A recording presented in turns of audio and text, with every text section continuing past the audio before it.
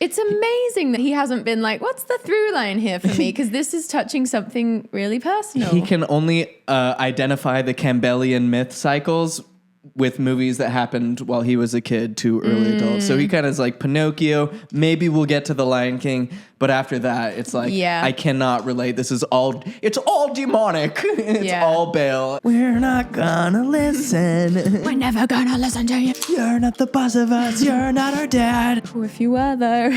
Will you be our dad? Legally, will you adopt us? Hi, everyone. Welcome back to the show and to our first solo video of the year. Or our first video of the year. It's the show of shows. It's your show's favorite show. I've spent all morning, like the last 5 hours, listening to Sherry Franke's book, which just came out today on Audible, and my mind is just blown. If you guys want us to do a dedicated video on that, then let us know in the comments. But it's actually worse than I thought. Like the pre-Jodie era was a lot worse than I realized. I thought that Ruby maybe had like a level of like Mormon mother warmth in her, that she just sounds like that she's completely void of warmth. Like she doesn't even believe in giving babies comfort. It's just brutal. I have like an hour and a half left. I'm on chapter 37. Also wild that she kind of acknowledges Ruby and Jodie being queer together in various ways. Sounds like we're both reading problematic queer relationships. What are you reading? I'm reading an old book called Queer.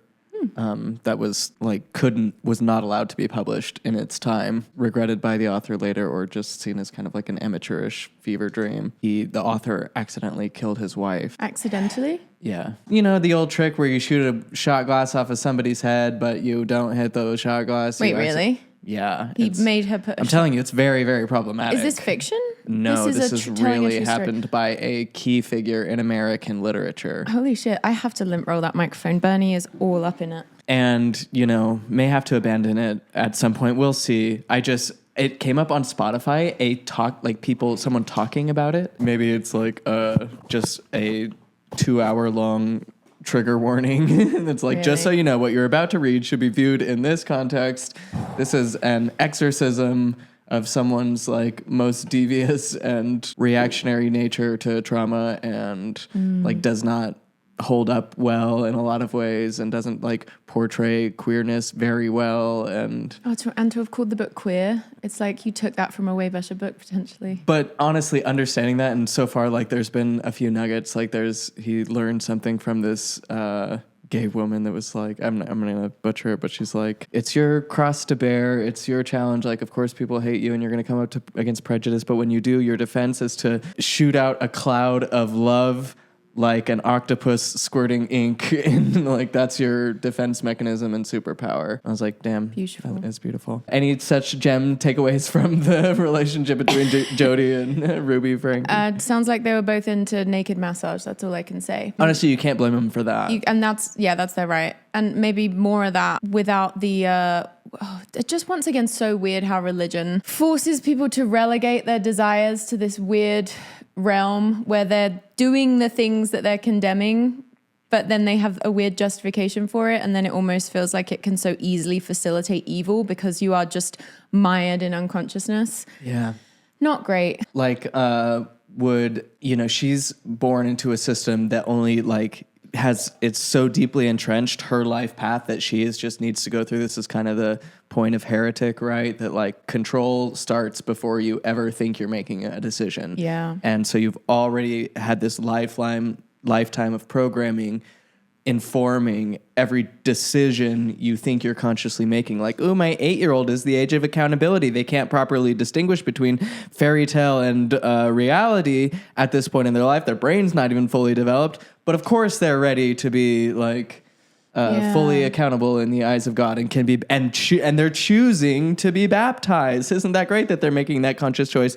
No influence of us, of course. It was even surprising reading from Sherry like how hard it was for her to even recognize that this was abuse, because it just seems so obvious. And she even talked about how she was in college classes learning about abuse dynamics and coercion, and participating in class discussions, writing papers about it, but she couldn't quite draw the parallels. Even though she'd been miserable her whole life, she'd not enjoyed a positive relationship with her mother ever. it's just so hard to unpack. Like the wiring runs so deep. The fawn response in her case ran so deep that it was like a revelation to her to learn about the fawn response, which again, it's like you're listening to her story and you're like, it almost sounds like you were conscious of it the whole time and yet not, you know, because it's just so... Oh, isn't that like the Tara Westover educated experience? And yeah. Your caregiver is at the end of the day still the person you're wired to look to. Yeah. Back to like the control thing. Like she's becomes a mother, maybe wouldn't like have the chemical disposition to be a good mom. Maybe if given full choice, wouldn't have gone down that route. Although it sounded like she definitely wanted to have kids because she wanted to control others. I do think that's a tendency. Some people want a lot of kids because they want to be like a general in an army. Yeah, totally. A little clan that can't escape. Yeah, she's just like in a system that totally disempowers her. And, oh God, I'm not trying to like be like, oh, she's just purely a victim, because it sounds like she had some proclivities that people in similar situations don't turn to. Cherry. It's all just fucked all the way. Ruby, Franke, and Jody. Yeah, she's certainly not just a victim. I mean, everyone's a victim. Everyone's a kind product. of thing, but you know what I mean? Yeah, product. Well, speaking of the unconscious realm of the psyche, is this where we start talking about Jordan Peterson's intense hatred of Elmo, something that has been consuming us? Oh, I thought we were going to week? go through our dream diary. Yeah, I mean, if you want to go through your dream diary, you know, I don't it's a safe dream. space to do it. Okay. Or I don't remember them, 10 seconds after waking up. Maybe this is the year I should get a dream diary going again. Yeah, Elmo. He hates that guy. That cringy little milksop of a puppet. I'm getting that tattooed. Cringy little milksop. A, well-known, quote, philosopher, unquote. A Jungian philosopher, Unquote. so to speak, who hasn't unpacked his intense hatred of Elmo. You can't make this up. Having this constant personal vendetta, just like going absolute apeshit on social media, being like, fuck you, you prophet of Baal piece of shit, like, go to hell. And I'm like, you're a grown-ass man, first of all. You're Canadian, second of all. Elmo is canonically, 3 or 4? Yeah, like a toddler. You have beef with a puppet. You have beef with a puppet toddler. And he goes in about, like, he's not of Jim Henson. And if it's not of Jim Henson, he's not of God. And he talks about how Jim Henson was a total stoner and all the original Sesame Street characters had a cool edge to him. And I'm like, based. And is Elmo annoying? Kind of. Yeah. Like, I wouldn't want an Elmo in my home personally. But if he showed up, of course, I would just be like, that is a cute, funny little toddler who I'm not going to parent, but, deserves to not be cussed out online by the top therapist, psychologist of the alt-right griff machine. Ask app not to track. Allow. Why do you hate Elmo so much? He's a cringing little milksop of a puppet. He's whiny. He's false. He's fake. Nice. He wasn't a Jim Henson creation, by the way. I like the Jim Henson puppets. They all had an edge. They were funny. Jim Henson was funny. Like, he was a terrible stoner. And you could tell that in Sesame Street. So he likes the others, but not Elmo specifically. It's specifically beef with Elmo. Yeah, we could keep watching if you want. The actual Also, I thing. love that he uploaded that to his channel. He's like, I want this to be out there as a short. Just I had to watch beefing with Elmo. so much Jordan Peterson content. So sorry. He got in my head. He's like an archetype that won't die. And it's interesting that what he hates in Elmo does seem to be just so in himself. Cringy little milksop. Yeah. Name someone who's more of a cringy little milksop. I mean, milksop as a cringy word. little milksop. I know. Never heard that word before until now. I'm certain that's what Jordan Peterson is. Every once in a while, I'll remember this tweet and then just like burst out laughing. Jordan Peterson looks like the type of person who would yell, "Unhand me!" Yeah. And just like use weirdly medieval language in the bedroom.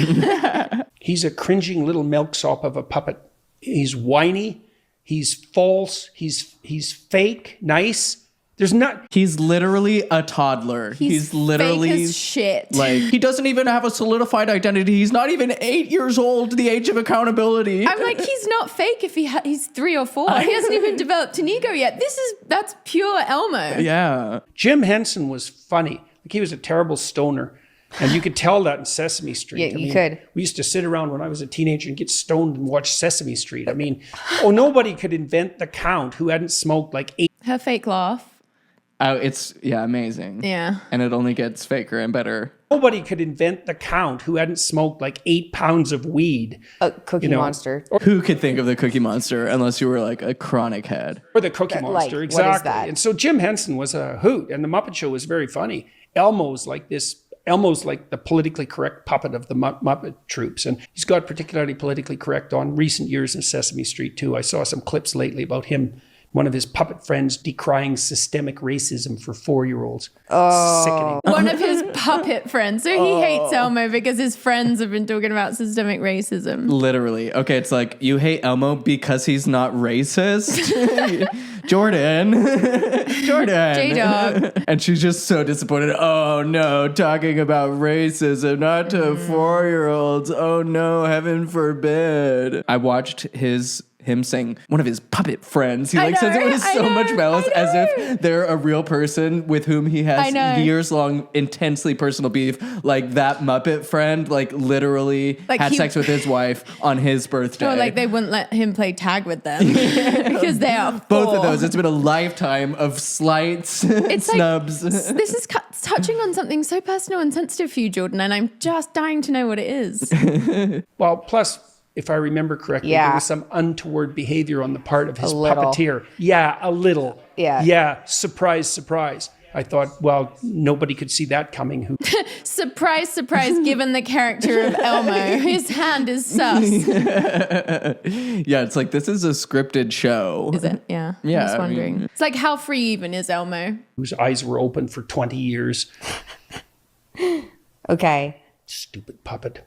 He's like, of course you would know that Elmo's puppeteer was up to no good if you've had your eyes open for 20 years. If you've if you could just see Elmo, you would know that he is representative of the Hollywood elite. Not just the Hollywood elite, but like this ancient antichrist biblical religion ever lurking in the shadows, attempting to destroy wholesome modern life as Jordan Peterson knows it. Stupid puppet. Advice for people getting... He sounds like that horrible character. She's like, all right. She's presumably heard her dad's rant on Elmo many times before. She's not willing to let it go. Well, it's funny. She keeps being like, kind of like pushing back a little, and then it'll be like, no, he sucks. And then she's like, oh yeah, he totally sucks. And she'll like try and make it kind of a joke, like, yeah. But then he's like, he uses this moment to criticize some other deeply unpopular animated characters. Oh, good. Character on Star Wars that miso.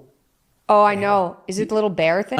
Is it the little bear thing? That's hilarious, but no, because Elmo is probably biologically closer to one of the Endor bear things than Jar Jar Binks. But Jordan Peterson hates Jar Jar Binks for the same reason that he hates Elmo, because they both in some way represent racial integration. Like Star Wars is like uses outright caricature impressions of various races. Like, oh, that's they're supposed to be Asian. Oh, that guy's supposed to be Jewish. Oh, that guy's supposed... Guys, why are we doing this in space? Yeah. And Jar Jar Binks most clearly represents a kind of Jamaican, a bumbling Jamaican fellow, I think. Never seen it. Anyone? Yeah, he was like supposed to be like kind of dreadlocky. Am I spinning out? He hates this. He hates when races mingle and when we talk about the problems when races are forced to mingle, and then once they're forcibly integrated, how much white people are supposed to resent that continuing into the eons. Well, there was always an Star annoying Wars very character well. like that in every Star Wars movie for a while. I don't remember. He had eyes out on the side of his head. Anyways, he's the same character. It's like, and that they even did that in Harry Potter with that bloody... Oh, Dobby? Oh, God. Dobby and Elmo are the same. Okay, he literally looks like Dobby right now. Jordan Peterson looks like Dobby once he was allowed to wear clothes and make suits for himself. What's the common theme here? What's the common thing being triggered in Jordan Peterson? Dobby, Elmo, Jar Jar. Dobby is a slave that got free. Oof. And he hates that. And in the same way that fucking J.K. Rowling actually hated it too because Really? yeah, Hermione was so upset that Hogwarts ran on literal slave labor, and she's like, "We need to do something about this." And everyone's like, "Oh, you poor sad little Muggle child. You don't understand that they love being slaves." And she's like, "Well, that one obviously didn't love being a slave, and like that one is weird. The rest totally love it and have to do it." Wait, so Hogwarts ran on Slave labor, house elves. right. And right. that was seen as like a foolish thing to want to change in the Harry Potter universe. That is so interesting how just like grown adults, especially someone like Jordan Peterson who claims to be like interested in the unconscious and, you know, he's a psychology professor, is he not? It's amazing that he hasn't been like, what's the through line here for me? Because this is touching something really personal. He can only identify the Campbellian myth cycles with movies that happened while he was a kid to early adults. So he kind of is like Pinocchio. Maybe we'll get to The Lion King, but after that, it's like, I cannot relate. It's all demonic. It's all Bale. It's all too confusing. Plus, you know, all the lead and stuff in his brain at this point there's a lot going on. I feel for him. And he hasn't had a vegetable in potentially years. Oh my God. I was just thinking about that because he always brings up Cain and Abel's story. And the problem with myths and why his thing is such a grift, because he's largely appealing to a religious and Christian base, not, you know, unilaterally, obviously, but definitely like rubbing shoulders with those powers and voices that be, and definitely allowing his message to be perceived as like theist and good and noble and all that shit, when he literally doesn't really believe it. Like he is an atheist and yet like won't say that and won't acknowledge like the subjectivity, like his interpretation of the myth is this, you know, thing that's playing out eternally in our society. And, you know, the trans people are the, you know, the great hydra of evil that, you know, just can't be stopped, that are, you know, it's like, you can say that, but like just as easily someone could take like the Cain and Abel myth and be like, oh, what was the problem with Cain and Abel? Abel sacrificed meat and God was like, nice. And then Cain sacrificed vegetables and God was like, not nice. So what I take away from that is, when you give up meat, God is like, nice, well done. You're, you know, doing a good thing. And when you're like, I'm actually going to live without vegetables and that's what I can sacrifice, God is like, no. And God your said no to the resentment of that carnivore is what's creating this very visible tension in you and what's causing you to lash out like a child at infantile persons like Elmo. Ain't that the funny thing about myth and the Bible and scripture is like, yep, it can literally mean whatever you want it to mean. We could, of course, look at like what the scholars say, but you don't care about that. Do you want to watch the saddest video I've seen in months? I already know which one you're talking about, Yeah. and it is truly sad. I need to kind of like unpack what this video does to me, because it just brings up so much pain in my heart, and it honestly creates a level of sympathy for Trump that I think people would find unpalatable. Let's just watch it. Oh, that he really is just an evil grandpa?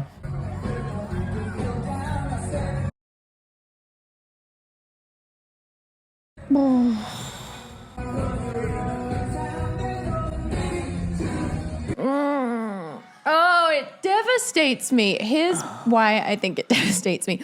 First of all, yes, it is just the like sad grandpa who's like of it all. the peepaw of it all. So upsetting. Just like Trump seems to be like actually grooving and having like potentially a little bit of a good time. Like it doesn't seem fake. He's enjoying one of his favorite pieces of music. One of his favorite gay anthems One of his favorite from his anthems. golden years. Yes. He seems like he's having genuine fun, which is like somehow crushingly devastating for me to see in that context, because I'm just like, oh, he's just an old sad man. And knowing the fun that he is having is fully informed on him finding out that there are kids on TikTok who like him and who are doing that dance. So now he hams it up even a little bit more. Yeah. Yeah, and He was talking about keeping TikTok just because he found out that he's liked on TikTok. Like, he's like, well, we got to keep it around. It seems like they're doing good. It doesn't change the fact that he's still like a megalomaniac evil villain who's gonna like have unchecked power, and that's terrifying. But it just is so revealing of how childlike a lot of these people are at their core, and how he is truly just a wounded child who has been given unprecedented power and like wields it horrifyingly and just like has no real moral compass or a healthy sense of self. But then there's just something so sad about seeing him dance. And then just Elon Musk. Knowing that like he probably sees Elon Musk as like a friend and like, No. He sees Elon Musk as like an annoying nephew who's like who's trying to get a word in and tell him about his video games. And Donald Trump just is like, yeah, but have you seen those him. texts where he's like, we're at Mar-a-Lago, where are you? And it just sounds like again, somebody's sad dad or granddad trying to like get their kid to come to the thing. Oh, it sounded scary to me. Like, where are you? You're supposed to be here kissing the ring. And the way Elon is like, I mean, he clearly doesn't care for music or dancing, but he's like feeling like he has to maybe play the part a little bit. You know, hoping he could buy his way into being cool and having a fun time, finding himself at the most fundamentally unfun time. It's got to be tough. I wonder if he's on ketamine at this point. If he is, again, no shame. That video touches something as deep in me as Elmo touches in Jordan Peterson that I still can't quite fully articulate. It's just so human. It's so like every family party when like the granddad who lives kind of like a sad life is like... But is also a Nazi. Yeah, it's not dissimilar from like any family party like that. And something about that makes it sadder. And then also like is revealing of just like how behind everything is just like such basic human stuff. But then it's like the fate of the entire world rests on that stuff. Yeah. It is terrifying how people in power seek it because they do want to like change the world and benefit from that change. And that extreme of a drive is fueled by like a kind of a lack of empathy. Yeah. In a lot of and cases. In Trump's case, childhood neglect and childhood abuse. Like when I'm... we don't need to make this comparison, but it's like hearing about Sherry Franke's upbringing. I'm like, I guarantee Trump had an equally cold, like parenting situation growing up. Take one look at Trump's dad, and you're like, yeah. Like Trump absolutely grew up without any warmth whatsoever. So what would we expect him to have become? I mean, he's exactly what that set of conditions would make someone, which is so sad. Yeah, his brother, who was like more sensitive and ended up killing himself. Really? Was when? Maybe like the 90s. I don't remember exactly the timeline. Whoa. But he was just seen by Trump and the family as like just weak and pathetic. Yeah. And like probably like the amount of sensitivity he had was like...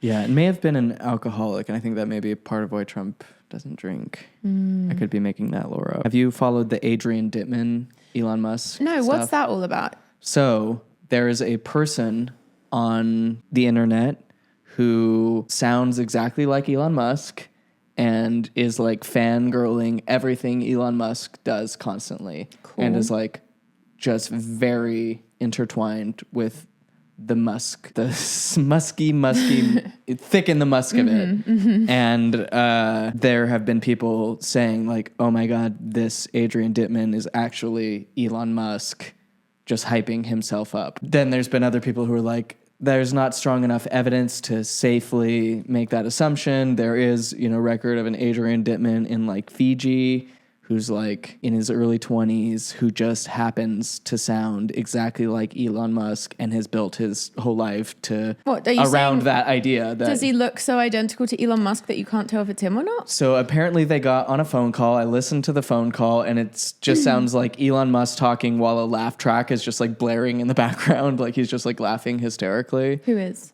Elon the fake Musk. Elon Musk? No, the real Elon Musk. Oh, okay. If you want, and then he's been like going on these Twitch streams and gaming events, talking to people, and they're like, "You're definitely." Does he just sound like him, or does he look like him as well? We haven't seen a video, which I'm like, that could be settled so easy. This guy thinks that Elon Musk is, or at least highly suspicious that it might be Elon Musk actually pretending to be Adrian Dittmann and being like, I'm not Adrian Dittmann, I just sound exactly like him and love everything that he does. So Elon Musk, after the Luigi maneuver, tweeted, my son, Lil X, loves clinging precariously to my back and yelling monkey rides. And then Adrian Dittmann gets on there, you're an amazing father, Elon, your kids are very lucky to have you. Or being like, Grimes left the king of space, like... he's the greatest guy ever, just like constantly hyping up Elon Musk. So everyone's like, oh, Elon Musk obviously created Adrian Dittmann to hype himself up. But then Adrian Dittmann started going around being like, I just sound exactly like Elon Musk. I'm not Elon Musk. I just sound exactly like him and love him and hype him up all the time. And then they had that, video call where they're supposed to be proving that he's not Adrian Dittmann. But then Adrian Dittmann is like, yeah, Elon's like, you sound just like me. And he's like, yeah, it's the autism. And then he's just like, oh, like doesn't know how to handle it. So I'm like, who knows? Interesting. Just something going on with the king of space. Watching Elon Musk's continual unfolding reminds me of something a science teacher said to me at school, which was, the term evil scientist is a misnomer. Every evil scientist that you see is actually an evil engineer, which is a totally different line of work and pursuit. Like an evil scientist, what are they going to do? Evilly collect data and like try to like reproduce. That's not what's happening. Engineers are the ones who are like building the rocket to destroy the world, and this will poison everyone. And that's so true. Or even like that Peter Thiel guy. How do you say his name? Thiel. That like rich guy. He Thiel, was like, I think actually. Peter Thiel, who wanted to create some island off of Fiji. I don't know where the island was. That's where Adrian Dittmann is. Basically, all of these billionaire ideas about creating like some kind of utopia away from civilization all relies on like engineering, which is just like another way of saying like how you're going to control people. Yeah. Like I'm reading this book, How to Do Nothing, which is so fucking good. I'd recommend it to everyone. Also, it's crazy that, it's not really, but it's crazy that it was on Obama's reading list because it is so anti-capitalist. So I love that. But it's talking a lot about just like the billionaire desire to create these like offshore communities and how like it all relies on social engineering. That is just at the end of the day, like no different from any sort of fascist regime. Well, it also shows that like they understand the implications of the system that they are contributing to and engineering, and their response to the system that they are influencing is, I need to escape here. Like I need to get away on a rocket ship. But it's like you'll be the one then engineering things. So it's like you just want to be the king. Yeah. I think that's like a lot of the Rocket Mars stuff is just being like, oh, the world's going to hell in a handbasket. Like it's all going to shit. But in the meantime, I'm going to keep denying climate change and try to get to the moon, try to get rockets out there so I can build my little colony so that I can make sure that I'm okay. And in the meantime, also I'll have my little bunker in Hawaii so that and make sure that I invest in robotics so that I can have robot guards, because obviously human guards will turn against me because they'll see that I'm obviously not on the side of the people. So I got to make sure that my defense systems can ward off, common intruders. And it's like, you're doing this to yourself, to all and to everyone. And you don't have to. This is a widespread, wide brush painting of all engineers as pathological. It's ironic that people like Elon Musk will be like, those who pursue power are the least likely to wield it. And then it's like, well, then why are you in the constant pursuit of power? Here's Elon Musk on Twitter. This was in December 29th, 2024, so not too long ago. Please post a bit more positive, beautiful, or informative content on this platform.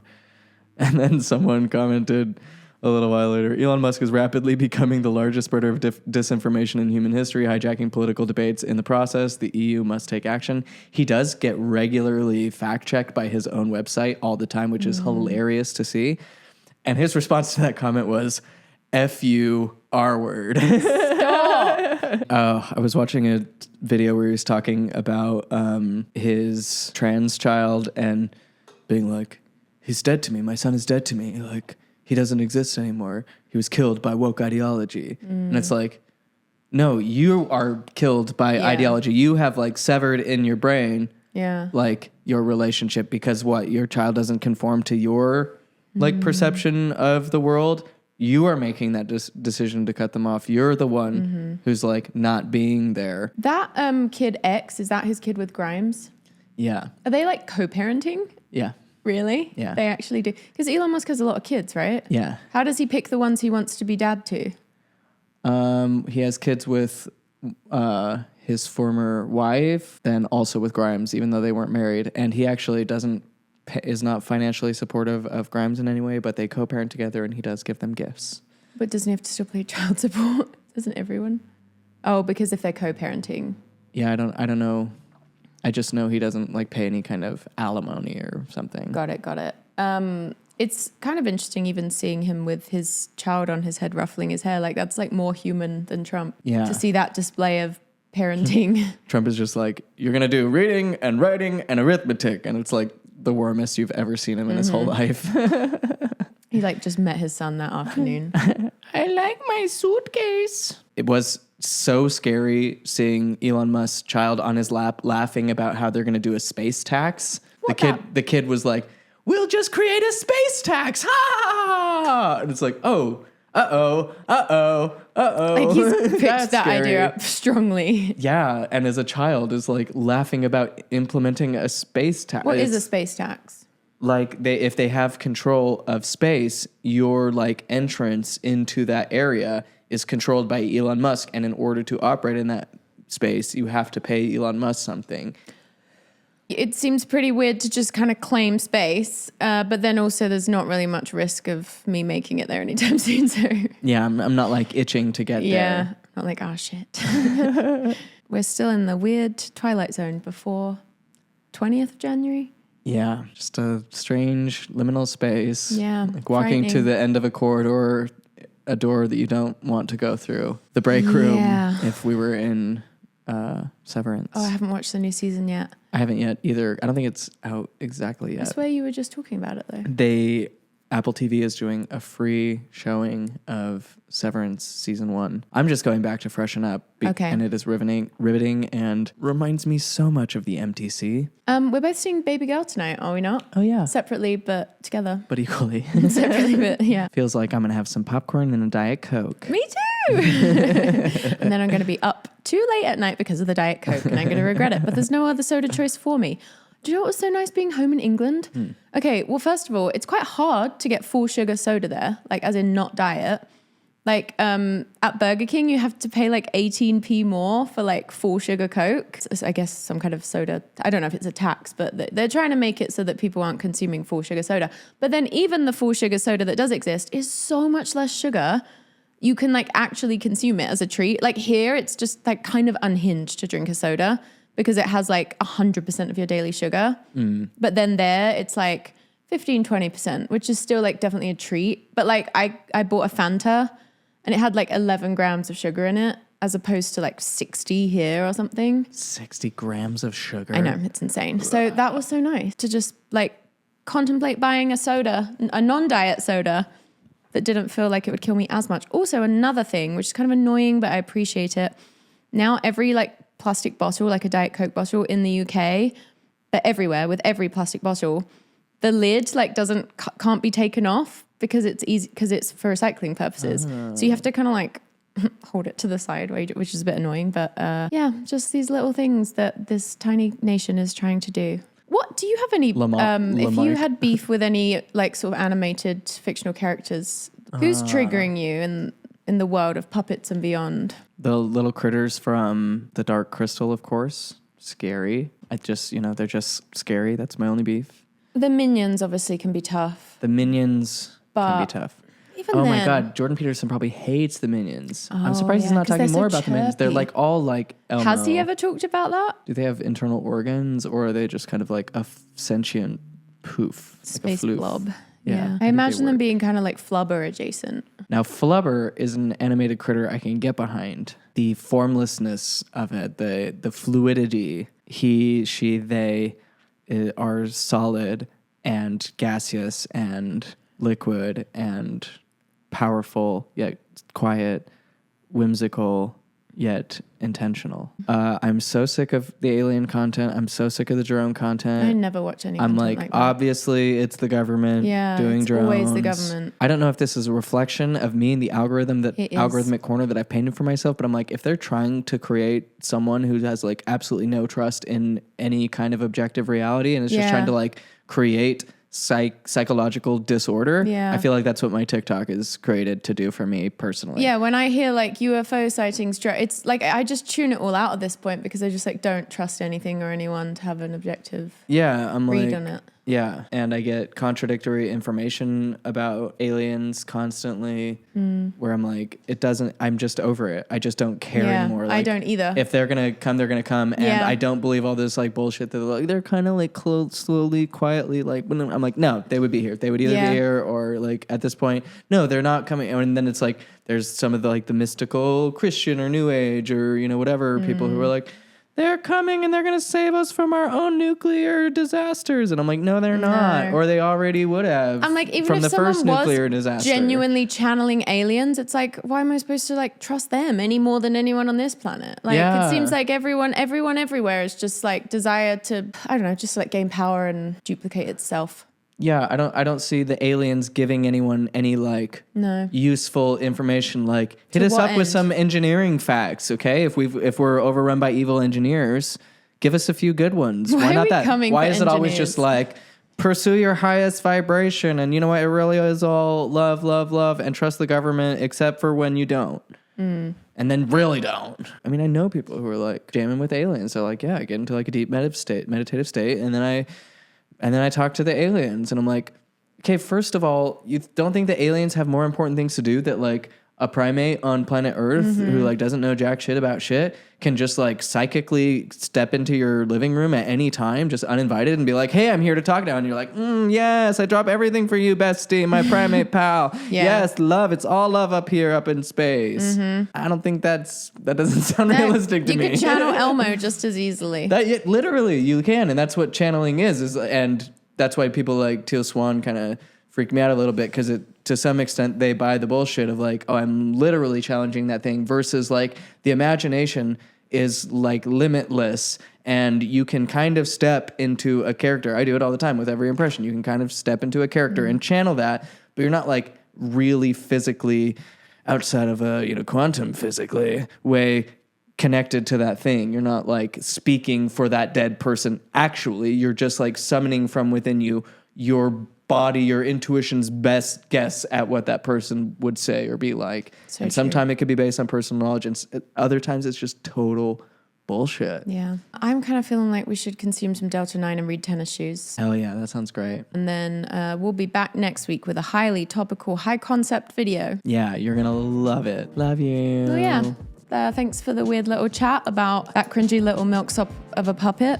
Hope all you cringy little milksops of puppets have the greatest day in your puppet's life. If you find yourself, you know, with God's hand up your derriere, bite the hand back is what I'm trying to say. If that hand's, I don't know what I'm actually saying. Yeah, you don't have to be saying anything, King. In fact, I could actually shut up and walk away. Let us know your fictional animated character nemesis in the comments. Would love to read some of those. Did you say your nemesis? You like to channel? I forgot. I went on a whole rant without even. I really don't feel that not to brag, don't feel that I have beef with any fictional characters. Cruella de Vil, I mean, just like evil. Like, you don't got to do that. You don't fuck with Cruella de Vil. Nobody does. Yeah. But she we all doesn't have trigger beef. me on kind of a personal level. Yeah, it's not like I just like hate that's that. someone you stay away from. Jar Jar Binks is annoying. I'll give him that. Dobby is annoying. I'll give him that. Elmo is kind of annoying, again, but not so much that I'm going to be typing fuck you every time they post something on Twitter and having a full adult meltdown. He needs to learn some regulation skills from Elmo. Yeah, it's just like beef. And with that, Elmo, love you. And so does Kermit the Frog. Bye. Okay, join us on our Patreon. We're reading Tennis Shoes Among the Nephites. You really don't have to know much about the story to jump in, but also you can binge it sequentially. Bye.